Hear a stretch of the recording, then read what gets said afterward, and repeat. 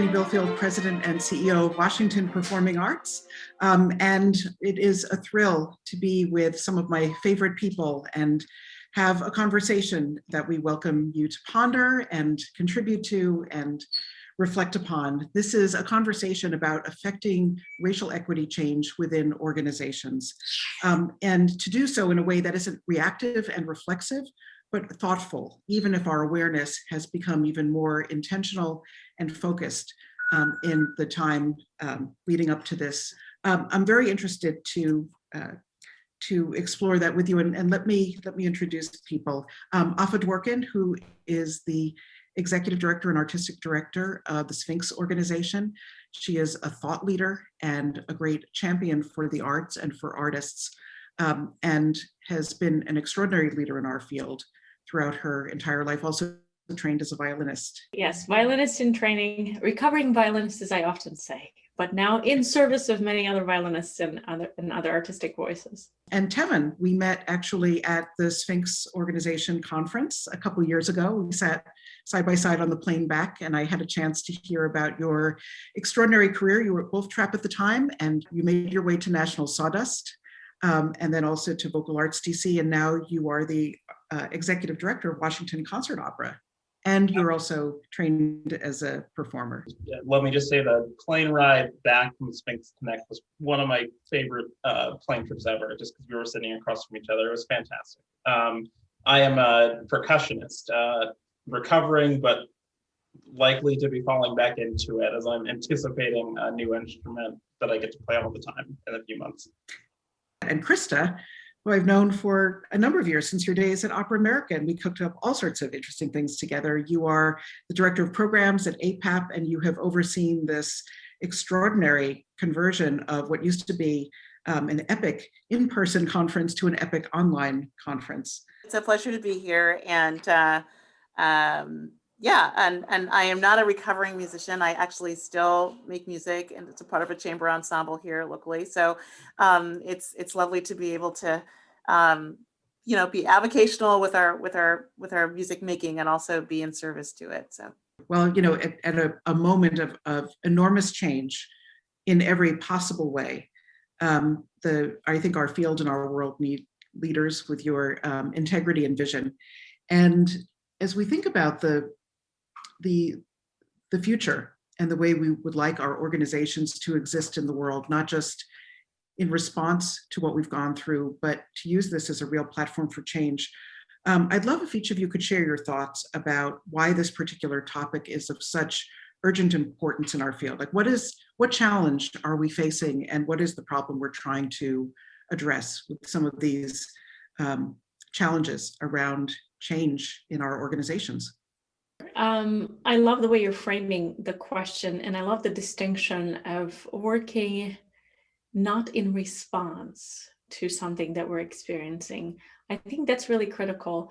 I'd love for us to be in a place where we're not reacting and acting in response, but instead we're acting and sort of forging action and thought and change because it's the right thing to do, and in honor of our field, in honor of our communities, rather than in reaction to a tragedy or a shameful occurrence, which we are all too familiar with.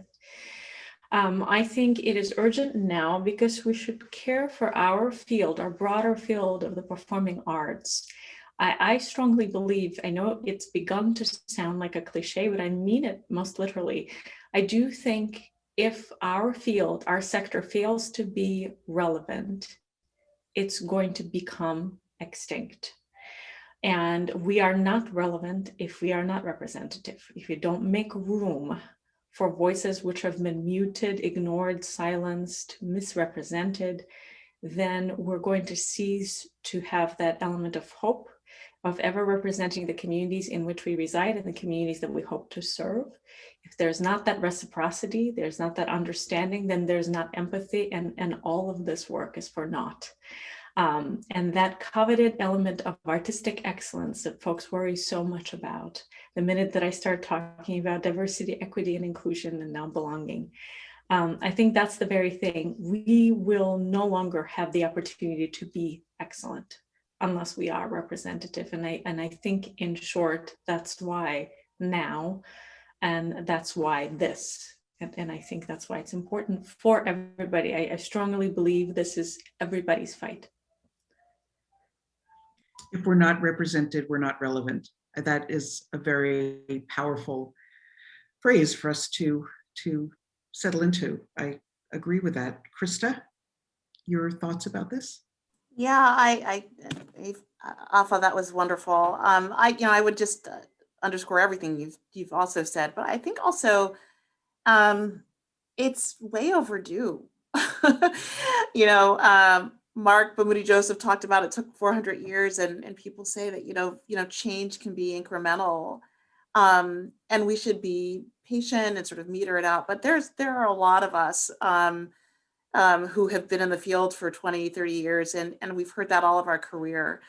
And I think a lot of people are tired of being patient and realize that there have been a slew of events in the last couple of years that have really opened up the floodgates and made us realize how we are not giving and hearing and listening and facilitating the voices that make up such a richness in our society, in our musical heritage, and not seeing the world through a different lens.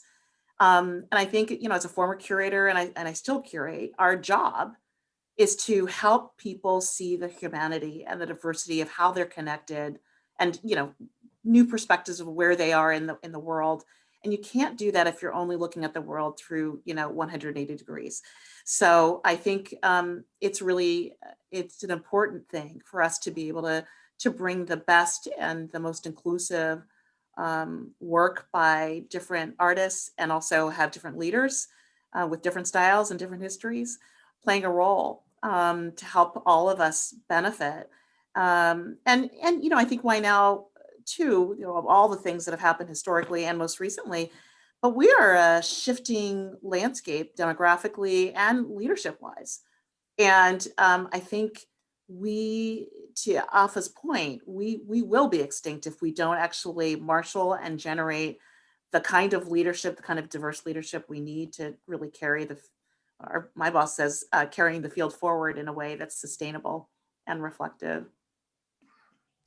I think that point of, if not now, when, if not who, if not us, who, like that question, the drumbeat for that gets louder and louder as we sort of feel our hearts pound to take those steps. Tevin? Yeah, both Jenny, both you and Chris, it's a great quote about, this is a 400-year issue. It's been urgent, at least the way that I see it, it's been urgent for 400 years. Not only for us as an industry are we impacted by the systemic racism that's existed within the industry, but we're also impacted by everything that has occurred outside of it. And we're very much a product of our environment.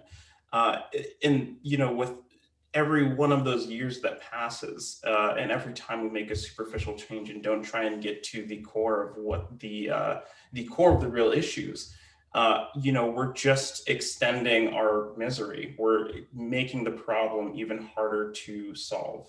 And it's urgent. It's really important that we talk about it now, because every year I feel like we kick certain things down the road and say it's too hard to do it right now, we'll address it later. Sustaining this industry is not getting any easier, it's getting more expensive, it's getting harder to navigate diplomatically.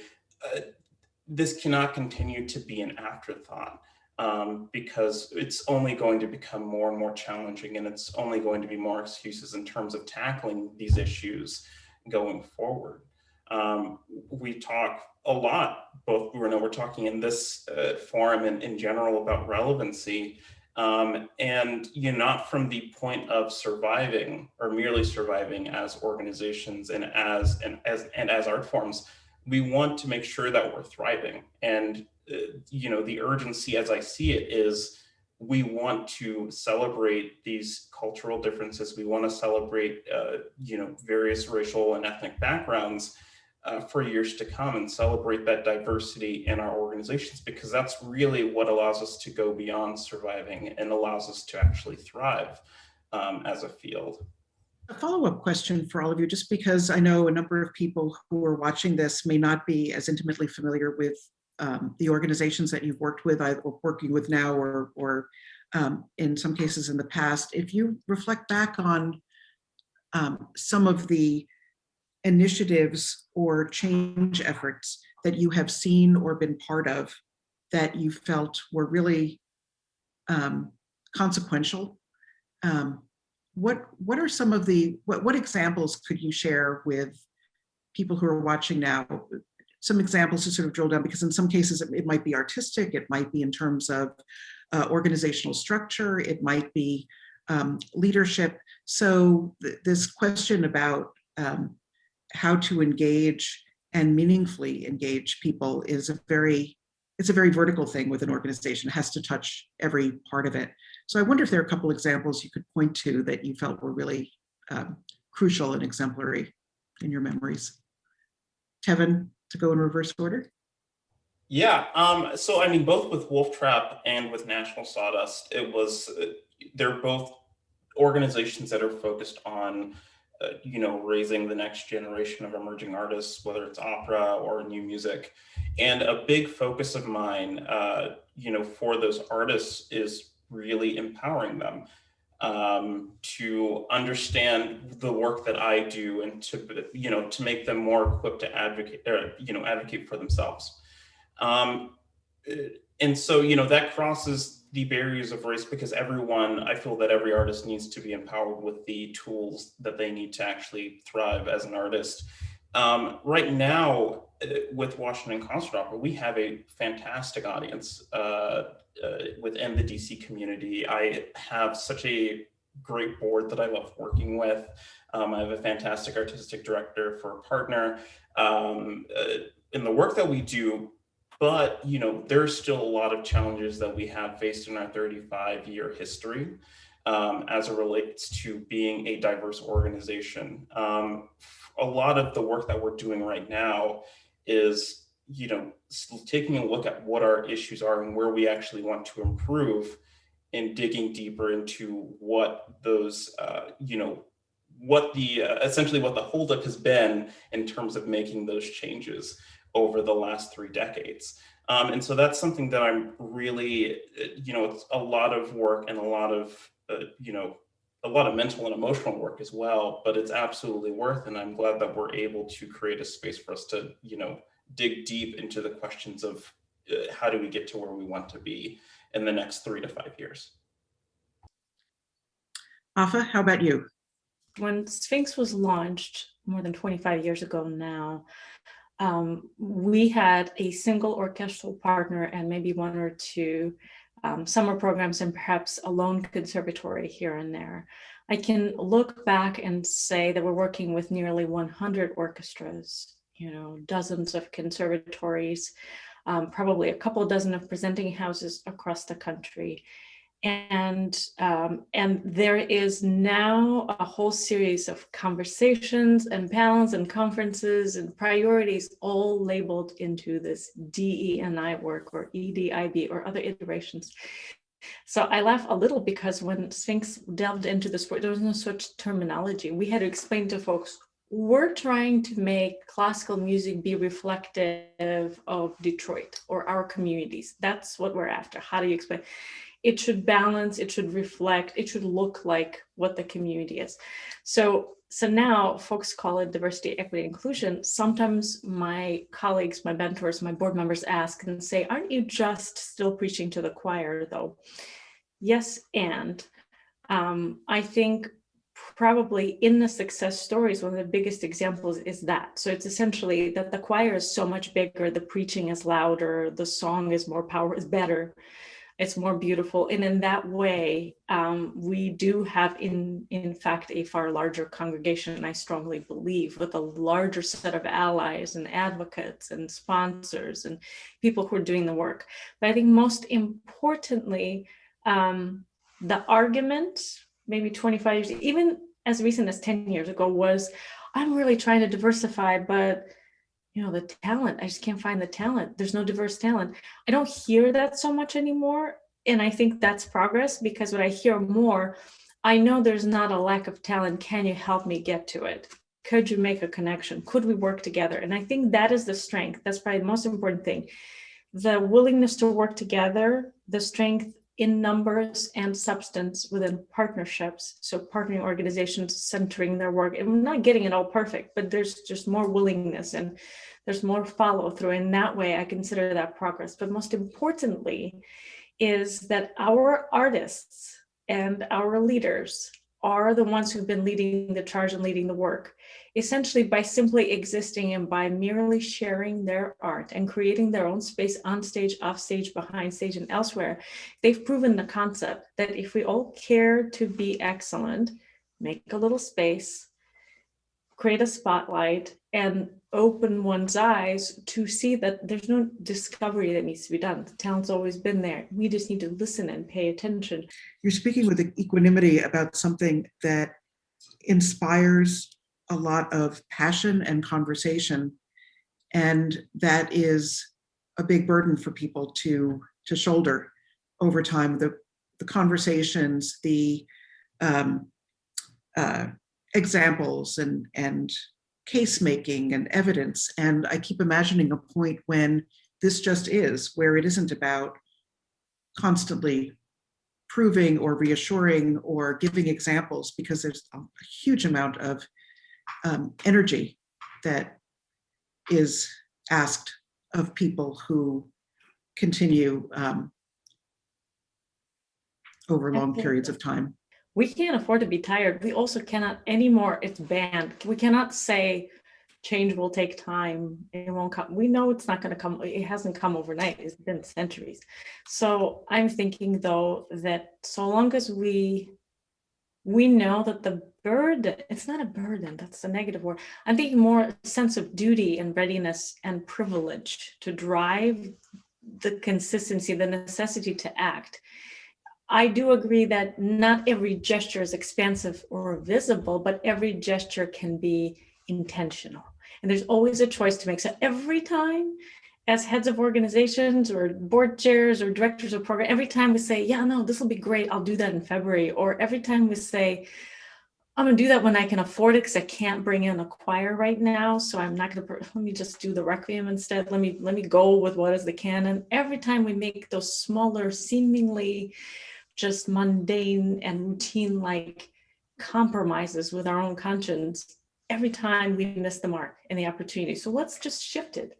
Every time we're given a choice, or we can create a choice or just take it without asking, let's advocate for that diversity, because I know we do believe, and it is also impossible to dispute, that there's not a lack of talent. There's 800 alumni just on my roster alone, all Black and brown musicians. So it's impossible to use the argument that I'm not so sure talent is out there. You now are so sure it's here. So, and there's definitely not a lack of repertoire, not a lack of anything. All we have to do is make choices consistently for a long time, small, big, medium-sized, together. Krista, how about you? I mean, you and AFA have both developed programs for emerging leaders in our field.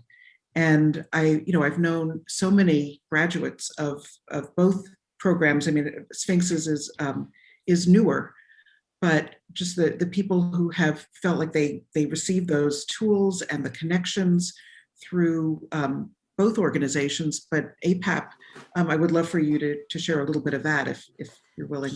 Sure. So APAP is the Association of Performing Arts Professionals, and we are the member service organization for the performing arts presenting field.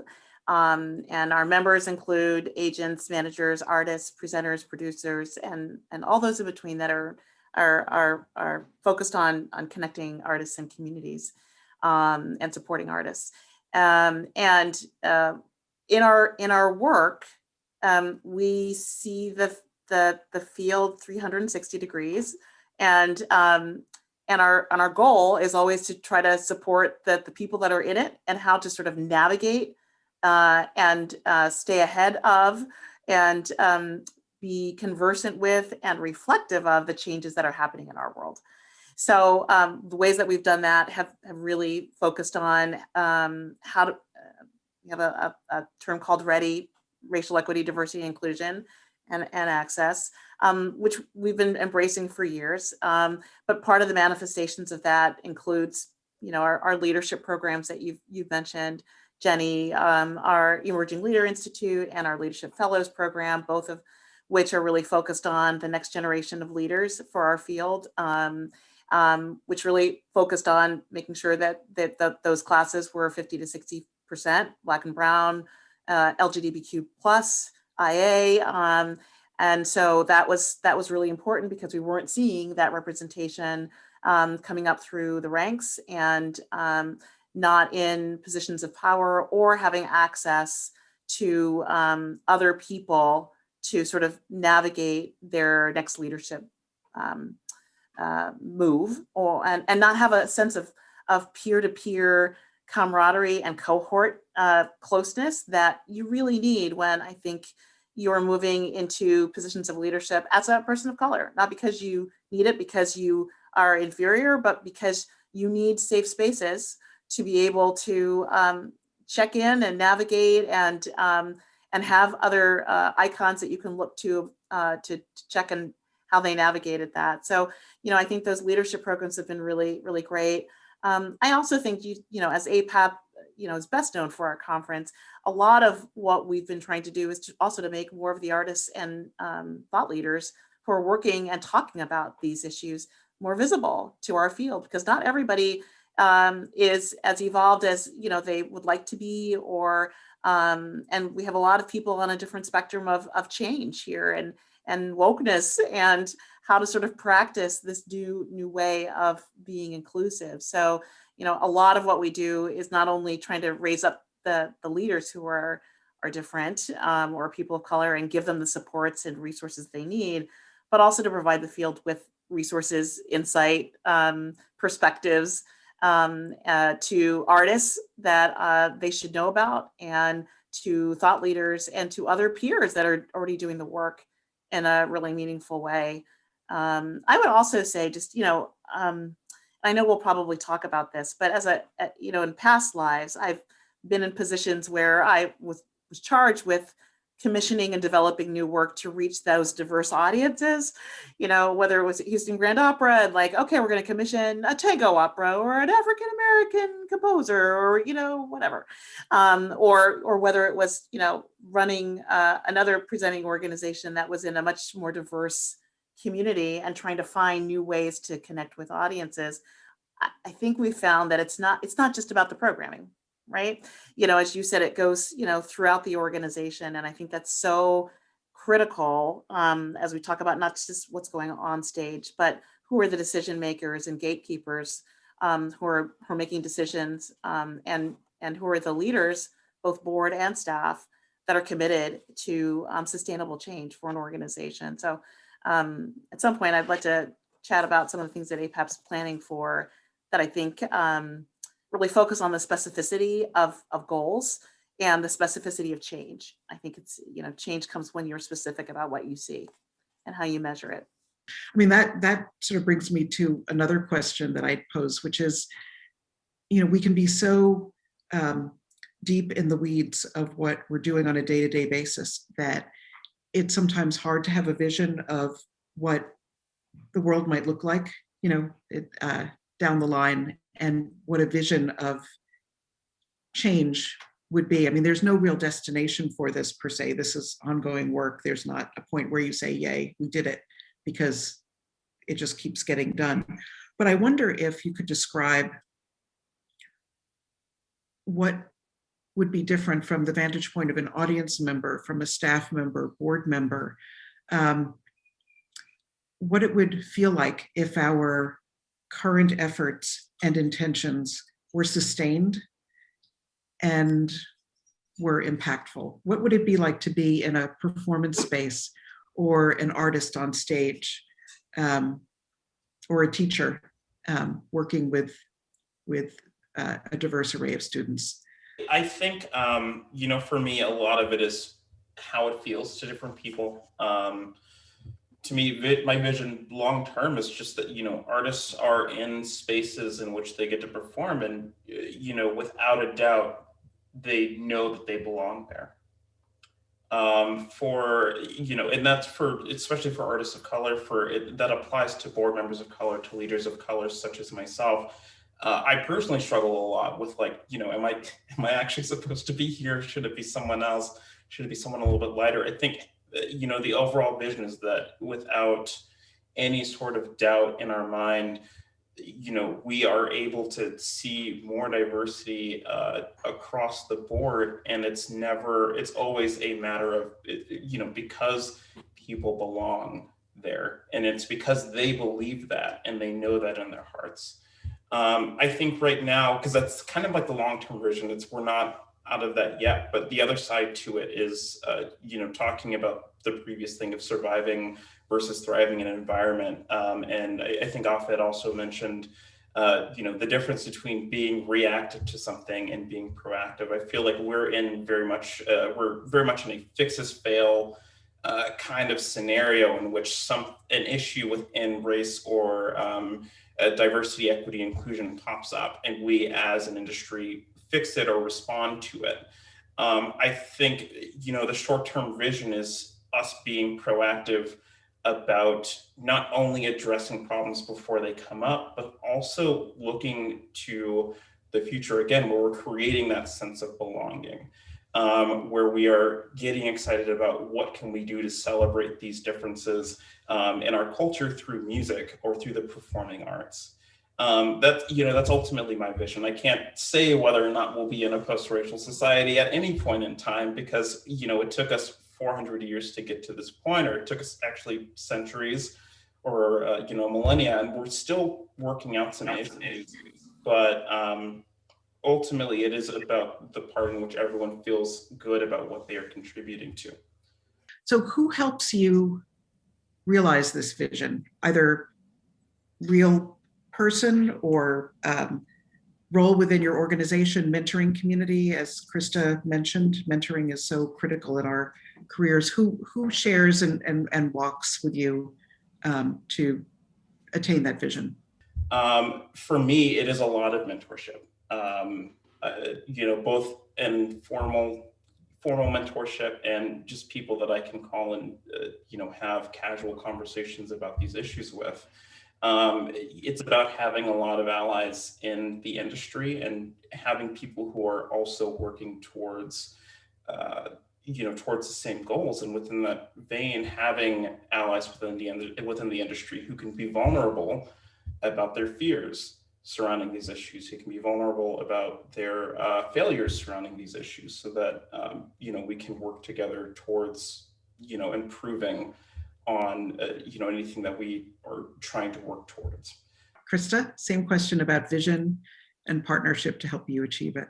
Yeah, I'm very proud of something we're going to be rolling out in the next couple of weeks at APOP, which is the work of a lot of months among people inside and outside the field, and it does put some specificity to this vision, and it is a 10, 20, 30 pledge for our industry, at least for the performing arts presenting field, is taking the next 10 years to really empower and represent and engage the work of artists and organizations within our sphere that identify as Black and Brown, Native, Indigenous, women and individuals with disabilities, as well as LGBTQIA2+ persons.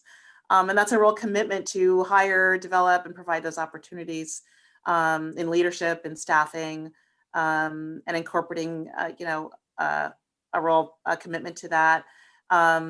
The 20%, the 20 is 20% of our programming or artist rosters, if we're agents, will be allocated exclusively towards the mission of artists that are performing, presenting, commissioning, writing work that represent those groups.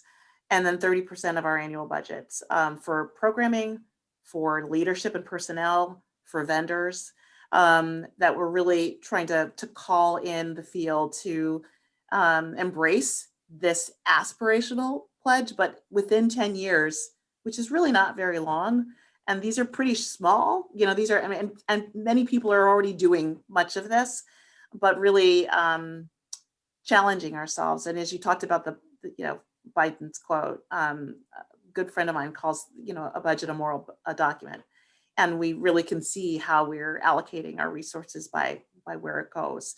So I think that's that kind of aspirational challenge to at least our performing arts presenting industry is really helpful, and that's inspiring to me, because I think many of of the fields doing a great job in terms of programming and commissioning, but maybe not so much on their board, or maybe it's not so much in leadership. And so how can we create space? How can we step out of the way if we're in positions, and provide the space for others to take up the mantle and to be there, to be supportive. I think that's also really important. And for me, having peers have been, it's been really great. And your lens, Jenny, I thought was wonderful. What would it feel like as an audience member or an artist? I mean, I think it would be great if people, if they came into a theater and if they didn't see diversity, like if they saw more white people than like just the full range of people in the audience, that would be an amazing thing, and that would just be the norm. The same thing with artists coming through, that they see people backstage that look like them, and on staff that look like them, and on the board that look like them. And I think that would be an incredible, and obviously they're presented throughout the year. They're presented, in various places, so that everybody gets not just a taste, but a real full meal of the breadth of the diversity of our work year round and all the time. And not just in the shortest month of the year. That's right. February. Exactly. Ironically. Afa, before we close, I'd love your thoughts too on this, the vision and who walks with you, in addition to your wonderful co-founder and husband. Absolutely. I loved what Tevin had to say, and Krista too. Krista, I love hearing the commitment that necessitates these numeric SMART goals, which I know are often not received in the most embracing of ways, because people like to call them quotas, but at the same time, I just call them goals. So it's great to hear that the APAP community is moving in that direction. I think long term, I've often said that it would be fantastic if initiatives and institutions like Sphinx would not be necessary. I mean, I want to be here for a long time and I want to continue to serve our community, but certainly I'd love to be in a society where the vision is such that, as Krista said, the entire sector is infused with that richness of diversity, where it's on the board. It's no longer such an anomaly to see leaders like Tevin head up organizations. It is not odd to see a director of artistic programming be from African American Latinx background, and it's not a crazy thing we have to continue to fight for and insist. But in fact, it's a norm, and when you don't see it, you'd be surprised. I love to work towards that kind of a long-term vision where, particularly, the state in which we might find ourselves as a community, as a sector, is so enriched and evolved. And we've gone there and gotten to that stage because our quest was one for excellence and an evolved state, and an evolved state of being, really, where the arts in general are there to serve the community and to be enriched back by the community. So there's this perfect reciprocity. So that's a long range vision. Awesome. The getting to it, I'd love to have this moment where we hold hands, all of us, my colleagues all across the country, and say, just as we fight the urge to say it won't take overnight to get there. We instead say, okay, look, so how long? And if people say, within the next decade, or I mean, I literally can't help but fight the urge to not roll my eyes. If people say, well, it'll take a decade to get there, let's cut that in half. Let's not I don't have time for a decade. Today, young people are ready. Today, leaders are ready. Tevin is one of 30 of just this one program. But there are dozens and hundreds of ready artistic administrators who all at times find themselves questioning, do I belong? But they absolutely do. So if we make a commitment that we're going to cut that in half, so it's like maybe up to 5 years, but then during those 5 years, do not waver. And every decision, every risk, so to speak, every time you get scared, cold feet, I don't know if I can do this. Can I really, really present a program by all Black composers in May? Can I really do an all Latinx program, all women program, all BIPOC people program, where it's not just big name artists performing it, but in fact, there's no hook. It's just like a great program. That's what it is. It might be an ensemble, you don't know, but can I really do that? Hold each other's hands and say, yes, you can, and you will, and we will. We all, in fact, let's make it a cluster booking. It's going to be in 12 different opera houses across the country, and it's not revolutionary. Let's do it this year and then the year after. And in terms of walking with me, I need everybody to walk with me, but people who challenge me and center me and at times help motivate me and or focus me a little bit are our artists. It's the Sphinx family that holds it all together, keeps me centered, motivates me, and reminds me that there's no such time as to say, oh, this is great, now we can put our hands down and really celebrate, because it's just getting started, 25 years into it. And it's a privilege to work in this space, and we need every voice. So I'm grateful for the three of you and for the way in which you lead and create and partner. And, having known at least two of you for a long period and having discovered the gifts of the third, I'm very grateful to see how you work and lead at this moment in time. And, in terms of the rate of change, we all changed. Our entire world learned lots of new things in warp speed time. So if we can just hold on to that confidence in our capability to adjust, as strenuous as it might have been, we did, because the alternative was unfathomable. Mm-hmm. So in this particular realm, let the alternative be unfathomable. We'll just keep charging ahead. So thank you for joining me for this conversation. And I look forward to the next opportunity to speak with you. Thank you all.